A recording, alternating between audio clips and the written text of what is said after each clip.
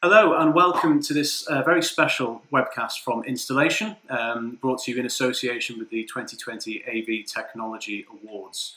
I'm James McKeown, Group Content Director of Future Installations Publisher and the Editorial Director of the ISE Daily. Today I'm delighted to be joined by the MD of Integrated Systems Europe, Mike Blackman. Good afternoon to you, Mike. Yeah, how are you? I'm not too bad, thank you, not too bad. Great to have you with us as always. Yeah, thank you for the invitation. No, it's an absolute pleasure. Plenty to get through in a reasonably short amount of time. So I think if we start briefly with the quite extraordinary situation that we find ourselves in at the moment, how have your day-to-day operations been affected by the pandemic? Well, actually, James, I think we're luckier than most, and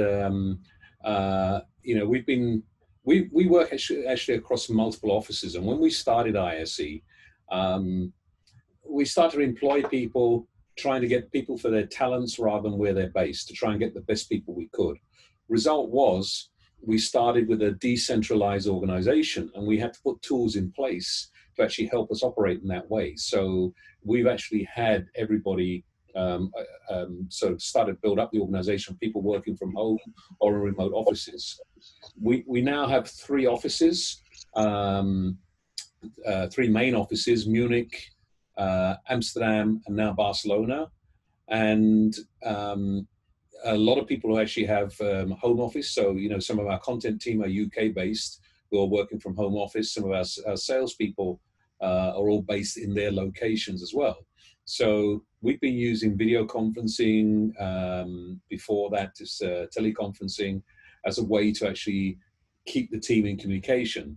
So basically what happened is those people who were working from offices have just taken their laptops and their screens and gone home and reset up, and they have their telephones, they have everything where they are. I mean, beforehand, a third of our organization has been working remotely anyway. So we've been able to manage that. It does cause some restrictions on our planning and, some of the things we do, but generally I would say that we are being at least 90% efficient from, our previous activity.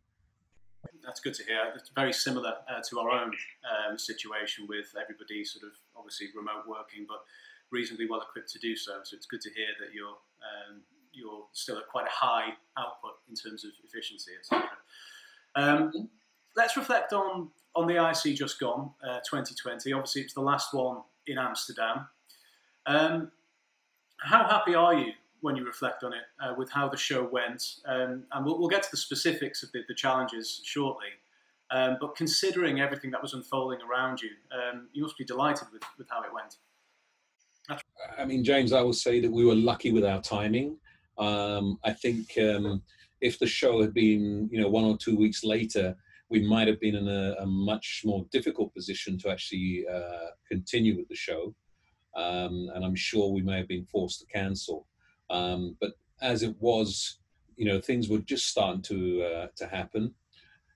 In reflection of the show we actually had, obviously we lost a number of exhibitors. In fact, we lost 70 exhibitors in total. 50 of those were from China, 20 of those from other places. And we, in terms of attendance, we were also down on the previous year. And that wasn't only due to the coronavirus. We were hit with the storm Kiara in the middle of that as well. And I actually think that did more damage to our attendance than people who were unsure about coming because of the COVID-19 issues. What I must say is, even despite the storms, so many people made it or attempted to make it. I had one American called me to actually say, "Mike, I need your help. We overshot the runway at Heathrow and I'm now in Munich. What's the best way to get to Amsterdam?" And he ran, he jumped on a train to the city to try and rent a car, only to find that by the time he got there, all the rental cars had gone. The trains had been stopped by then, and he ended up going back to the airport and 12 hours later arriving in Amsterdam. So, people were determined to actually get to the show. That shows the resilience of our industry and how people are very keen to be part of it and be part of the exhibition that represents the industry. In the end, we actually had almost 52,000 people through the door, individuals. When we count the revisits, etc., over the days, it counted to almost 117,000 visits to the show. So down on last year, but still a very buoyant show. We had really, really good responses from our exhibitors, and the type of traffic they had and what they felt about it, and satisfaction. But what was really, really interesting was that a lot of exhibitors who I spoke to or called me afterwards actually said they believed that the increased hygiene requirements we made, washing hand requirements, putting more and more sanitizers and, such things in place. Many commented that their usual post-exhibition illnesses, bugs, flus, etc., were considerably down in comparison to previous years. So, I mean, I think one of the reactions is that we will actually continue to do that in the future, whether there are any sort of COVID-related viruses or not, because obviously it has a measured effect. That's really interesting. And obviously, we'll again come to trade shows in a second, because one thing that this situation has sort of reignited is discussions around the future of trade shows and the future of gatherings and how they'll be managed and their formats, etc. But just finally on Amsterdam, you've mentioned Storm Chiara there as well. So there were a lot of things that you had to deal with during that show, and a lot of moving parts, most of which you weren't in control of. What was the biggest challenge during that period? And was there ever a point? I know you said if it was 2 weeks later, you would have had to have cancelled. But was there ever a point where you feared that you would have to make that call? One of the things we did during the whole build-up period, and I actually, as things started to really unfold, I was actually in Rome at an event for the top exhibition organizers worldwide. So, this was unfolding as a challenge for the industry, for the exhibition industry. And there I was amongst my peers and discussing, okay, what do we do? I actually left that event earlier to actually be in Amsterdam with the operations team to start doing whatever we can to see what position are we in. Obviously, the biggest challenges were companies who were already on site and deciding to actually cancel. Now, what we've actually been doing beforehand, as things started to build up in January, as we heard about the situation, we started to communicate with all of our Chinese and Asian exhibitors to find out what their situation is. And this meant daily calls with our agents there, and getting an update. They were talking to the clients and finding out a few key issues. One was, are they being prevented from traveling? Are they able to travel? What sort of restrictions or hindrances are they experiencing? Just to really understand the situation firsthand rather than just reading about it. So we started that communication, I would say, about the first week of January, as we first heard about the news. And we started actually having daily calls with our agents there who were actually doing the direct communication. And as we started to do this, the first thing we did after we got an assessment and we saw things were increasing, we didn't want to force our Chinese clients to actually come to Amsterdam because they paid a fee. So we went and we reached out to them and said, look, if there are difficulties or concerns, etc., we give you the option to, not to worry about not being at the show. We don't want you to risk your own health or other people's health to be part of this. Difficulties were some of the negative press we were getting about, we're not doing anything. We were doing a lot of things, but we were trying to actually not put it out in the open, so as not to cause any panic or major concerns and put more petrol onto the fires. So we were being very, very active in communicating, actually talking to our key exhibitors as well to find out what their feelings were. So a lot of communications internally. And as this came about, we started to actually say to those companies who, in China, saying, well, okay, look, please let us know if you're going to be traveling or not, so we understand the situation and make the preparations.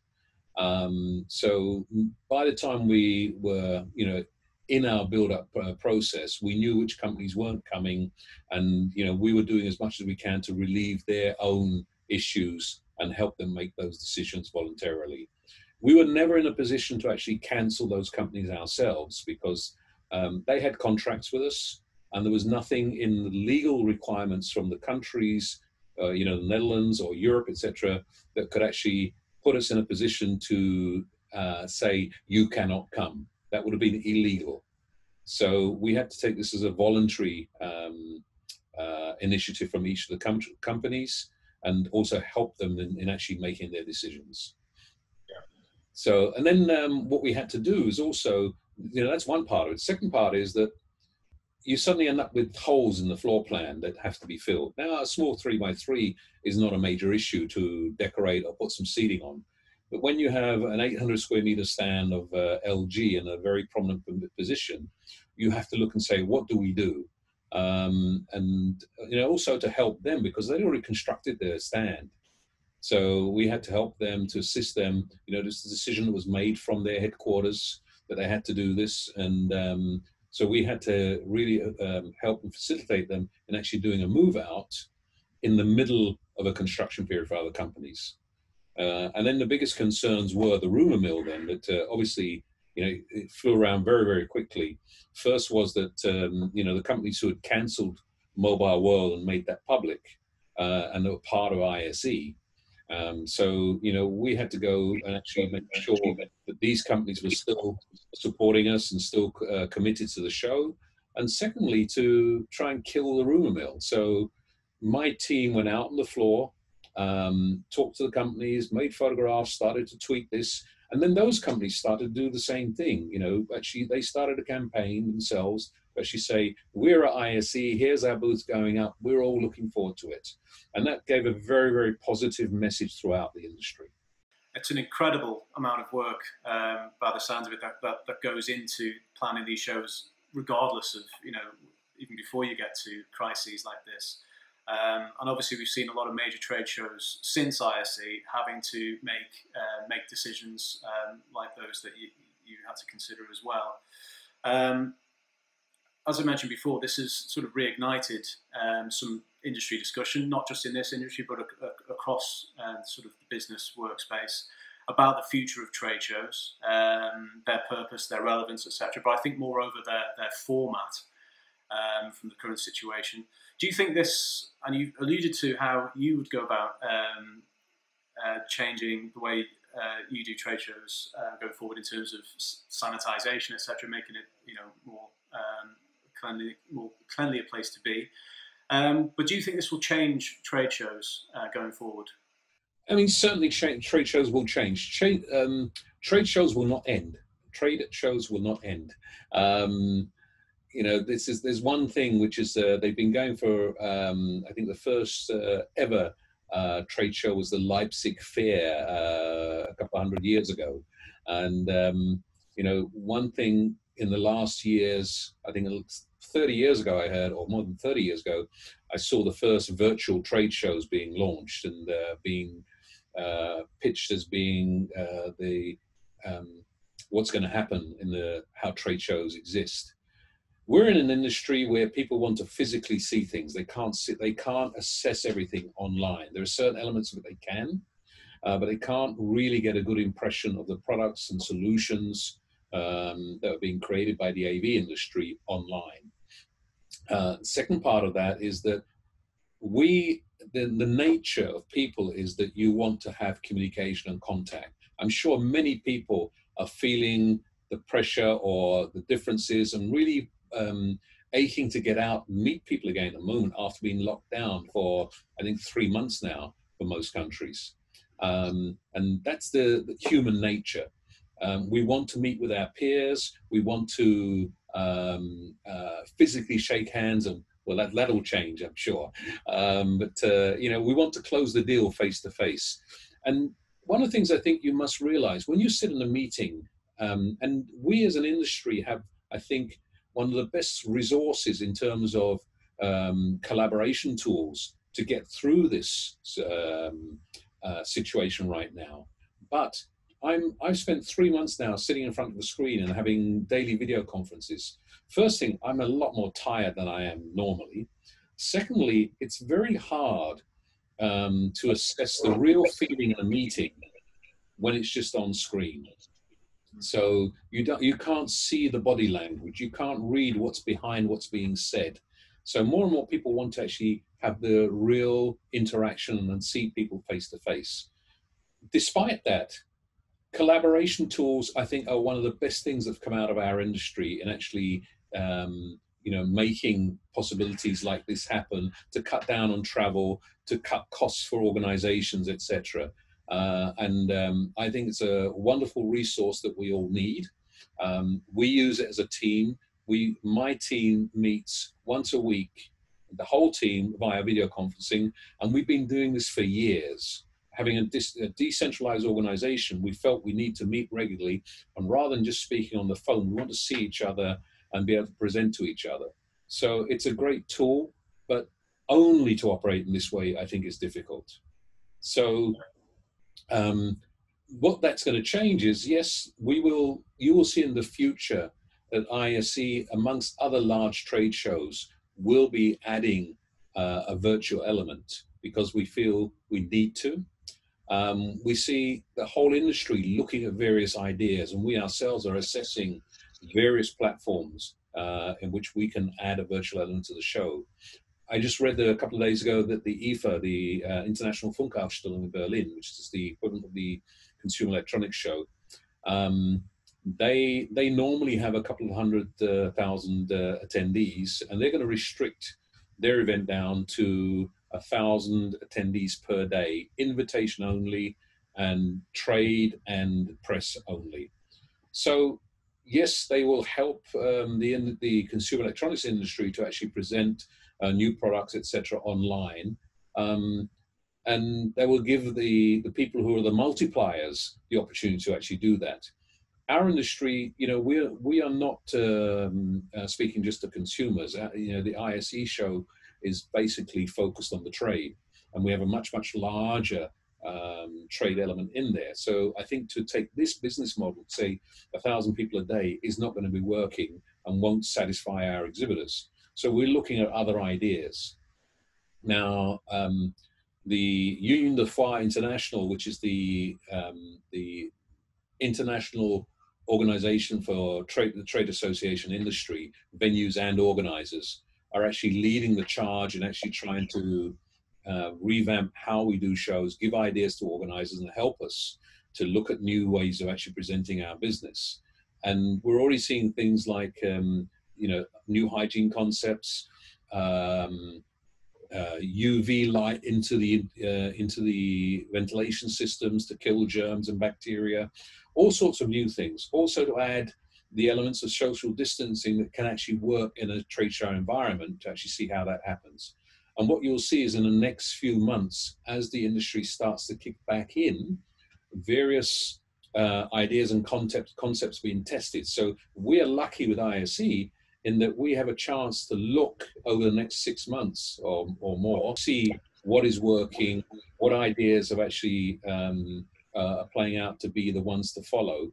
And we will be looking at very carefully and adopting everything we can to make the next ISE a safe environment for our industry to do business. What will happen is we anticipate that there will be people who may not be able to or may not be comfortable with traveling at that time.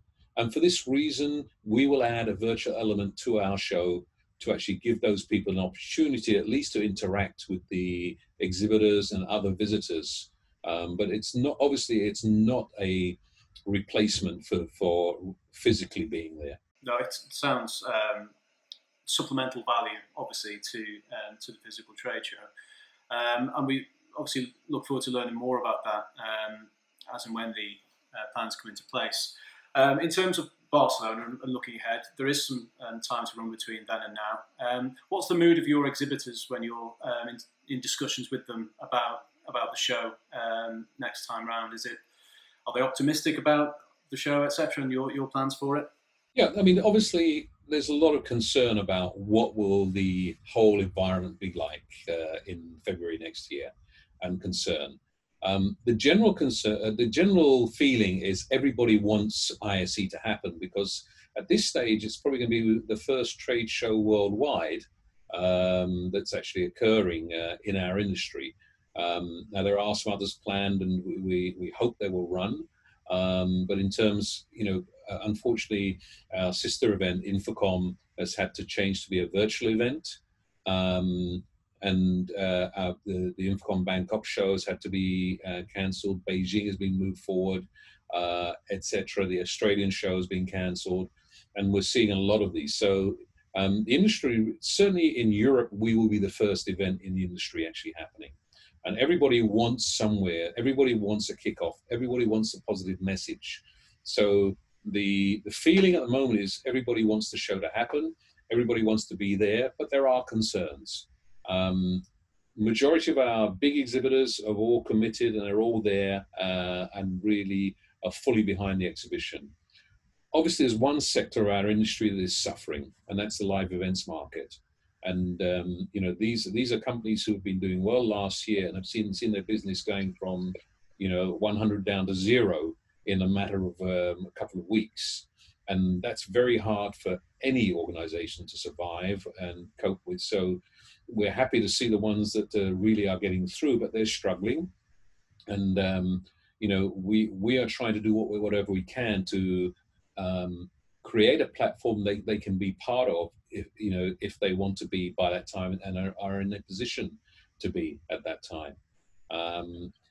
What we're also looking at is saying, okay, as I mentioned already, what has changed? What is the attitude to going to large trade shows, and how do we satisfy the concerns and issues that both our exhibitors and attendees may have? Congratulations are in order, of course, Mike, as you feature in Installation's inaugural Pro AV Power 20 list. I must admit, I'm really proud to be sitting in a group of people who I admire. I personally know half the people in this group, and they're all, I would say, the majority of them are my people who I look up to and have great admiration for, and the rest I know of or have heard of. And I feel really honored to be included in this list. So thank you. Absolute pleasure, and we'll be doing sort of more on that over the coming weeks. And part of that, we've done a separate interview as part of the Power 20. And within that, you touched on the pandemic as being arguably the biggest driver of change in the AV market in the next 5 years. Where specifically do you see the greatest changes being seen? And you may have touched on some of them already. Well, some of these things have happened already. And I think my imagination is anybody who's offering collaboration tools, video conferencing, etc., has probably seen a boost in their business. What really gave me a lot of pride is when a lot of companies started offering free of charge accounts to people to actually get back into business and try this out for those who hadn't been using it. The result is, I think that a lot of people have actually seen, yes, I can actually augment part of my business by working this way. I think that what will happen is that there are a lot of companies that may actually rethink about expensive, I'm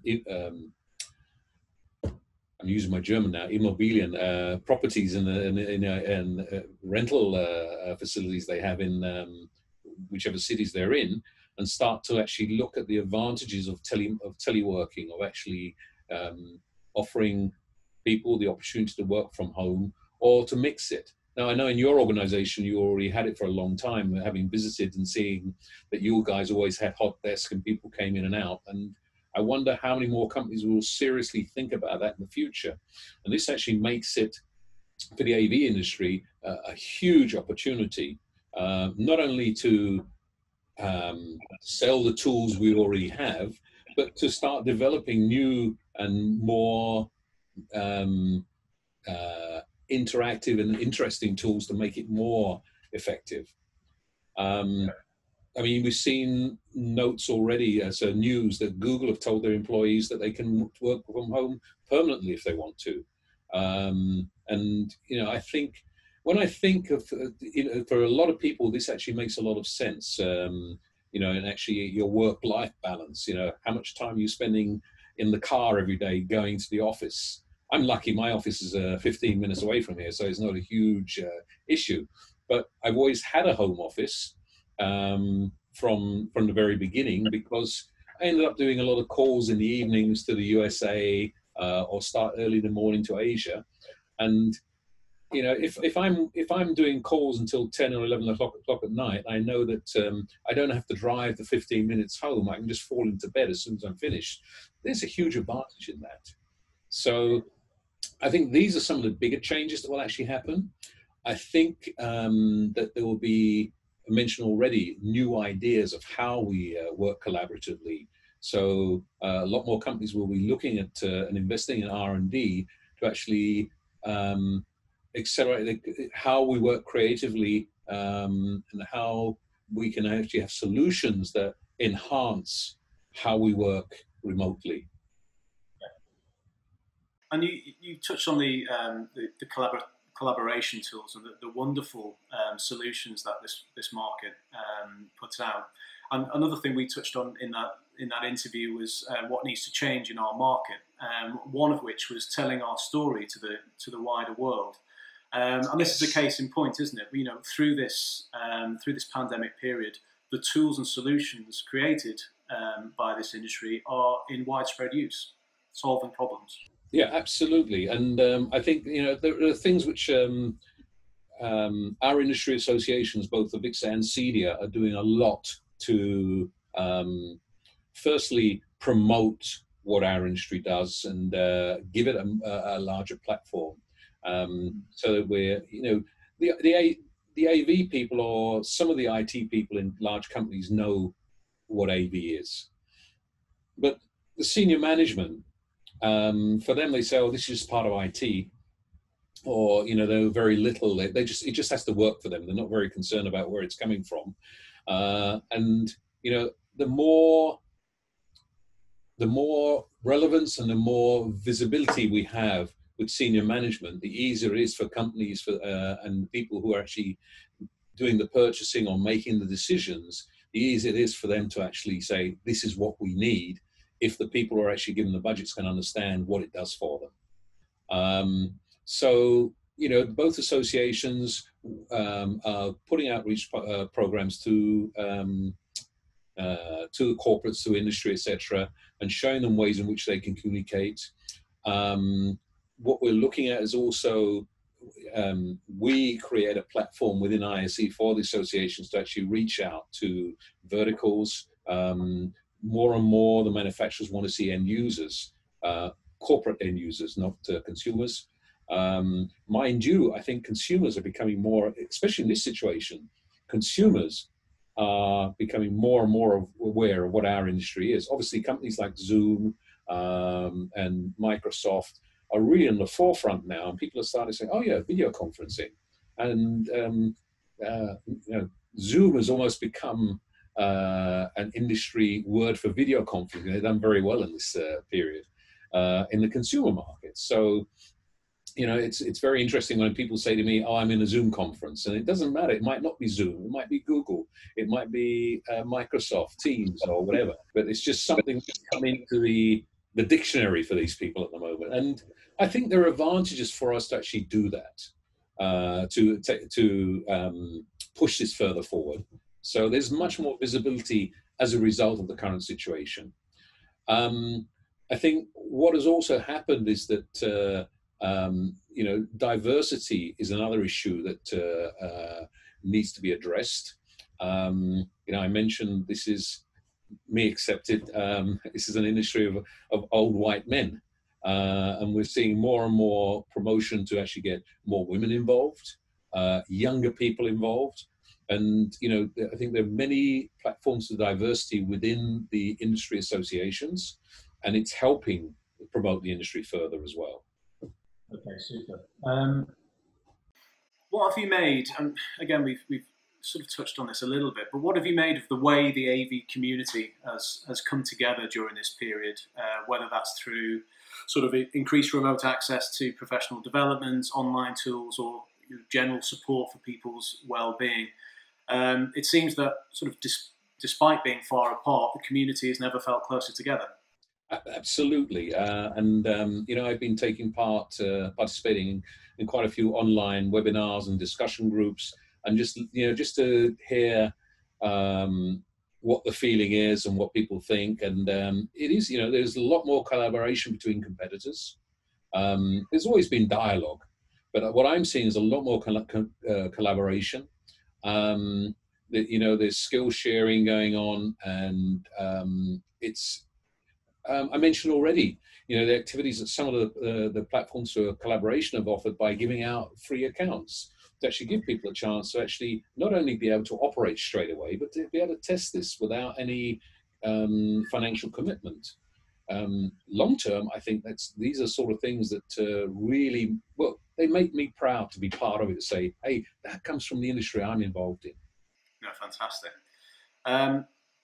Now, finally, just before we leave, what would be your sort of final message to exhibitors, attendees, people that are looking forward to Barcelona next year? What would be your message to them? We are committed to get this industry back on its feet. And, you know, we are doing our best to make sure we provide the industry with a great platform in Barcelona.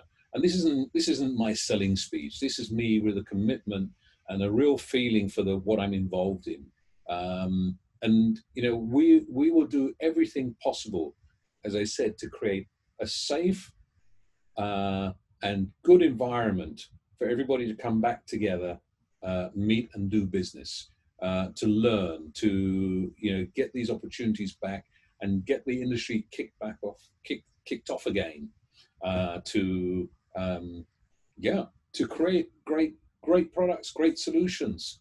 You know, I love being in this because I just find everything that this industry develops is really cool. It's not a job for me. It's something where I say, wow. So I want to make sure that continues. I want to make sure that everybody else understands what we can do, and we will do our best to make that platform work. We will take every opportunity to bring a show in place. Now, the whole exhibition industry is doing their part as well. You'll see already in Germany and Netherlands and a few other countries, a couple of the smaller events are starting up to test new ideas. By September, most countries across Europe expect to be kicking off with their major exhibitions. Messe Munich announced yesterday that they will be doing their first shows in September. Düsseldorf has said so. There are shows in the US already started. China has started already as well. So the industry is getting back off the ground. We're learning from the other organizers on what they're doing and what they're coding for it. So we expect by the time we get to Barcelona that we've been able to actually test and try everything possible to make the show work. Fantastic. Mike, thank you very much for your time. Greatly appreciated. And of course, I hope you continue to remain safe and well. And good luck with all of your planning for Barcelona. Thank you very much, and thank you for your support.